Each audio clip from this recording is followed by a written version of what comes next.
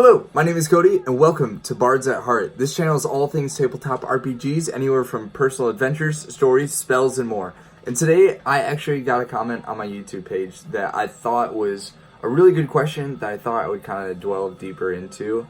And it's submitted by Hayden Briggs, who says, how do you go about writing a story as a DM? What's your process as far as creating an individual adventure in a world, or even designing battles/dungeons? And that's a lot to unpack, but that's great that that you asked that question. Thank you, Hayden. It's a lot again to unpack, but I think the most important thing to realize is that there are so many different methods to doing it.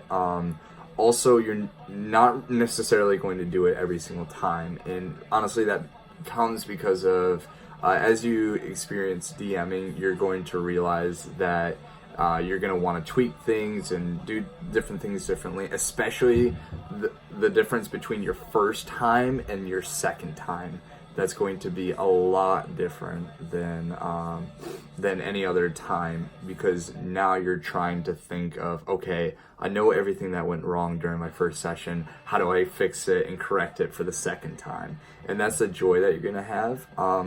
For me, I don't actually have a particular method that I use, but there are things that I do like to consider as I'm going about either world building or making an encounter, a battle, or also just like doing role-playing experiences. So I'll actually give you my top 5 list of what I consider.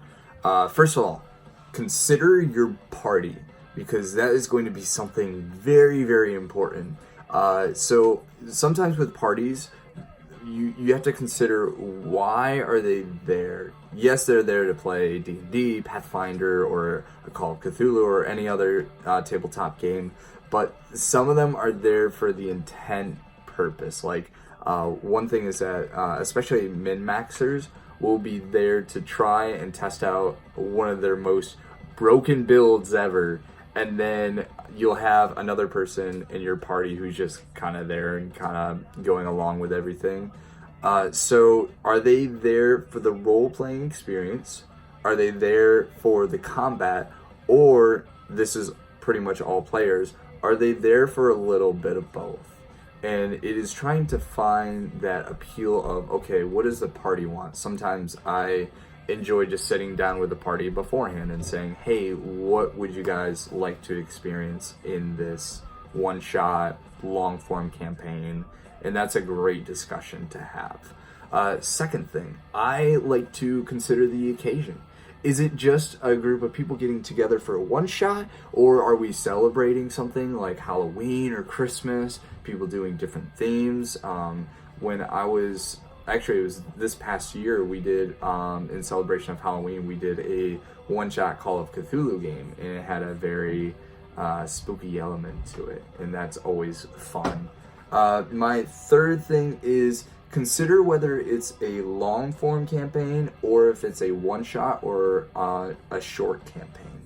Because sometimes when you're doing a one-shot, it's great to like build an entire world and like consider all the cities and things like that. But when it's only a one shot, your entire group won't be able to experience that. So I really just recommend maybe sticking with a town or a city perchance.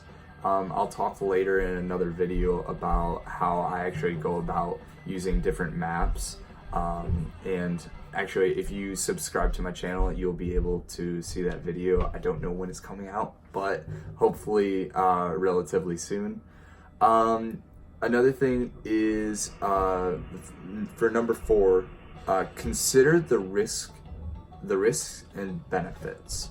And here's what I mean by that is, do you want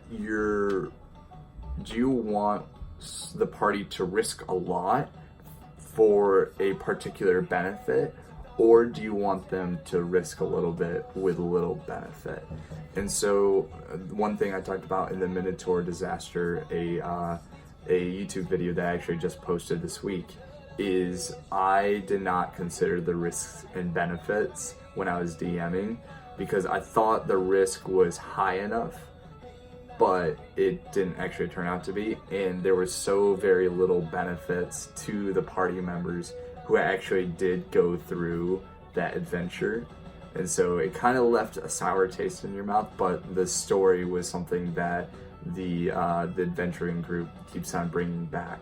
So when you throw out, let's say, a high level monster, you want to give some benefit to it. So for instance, let's say an absurd thing would be like facing like a Tarrasque or something like that. That's obviously at level 20, but you want to have a lot of benefits to that. Yes, XP is a benefit, but with a lot of parties, they're going to expect that, so they want something in return for fighting that Tarrasque. My fifth thing is consider what would be fun for everyone. As a DM, you have to self-sacrifice a lot and say, yes, I would prefer to do this, but in favor of everybody else that is playing, I want to do this. For me personally, I love the role-playing experience of D&D, and that's what captivated me the most. But I've had groups of people who just say, I want to go in, hit something, and just run out. And that's okay. That's fine. That means that I have to sacrifice my own wants and desires in order that everybody else is enjoying the game.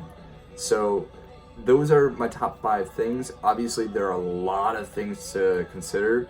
Sometimes, just a little side note, I enjoy like looking at different maps of different places. I enjoy like reading different stories on like Reddit or Facebook or Google of people just deciding to do something crazy for their stories. So really just see what's out there and see what catches your eye. And if you already have a party, I would just recommend that you sit down and talk to them and say, what are you guys expecting out of this? And how can I help not only meet those expectations, but maybe perhaps exceed them? So, Hayden, thank you again for the question. I'll try and have this video up as quickly as I can, but subscribe to the channel if you wish to continue watching, and I will see you all in the next video.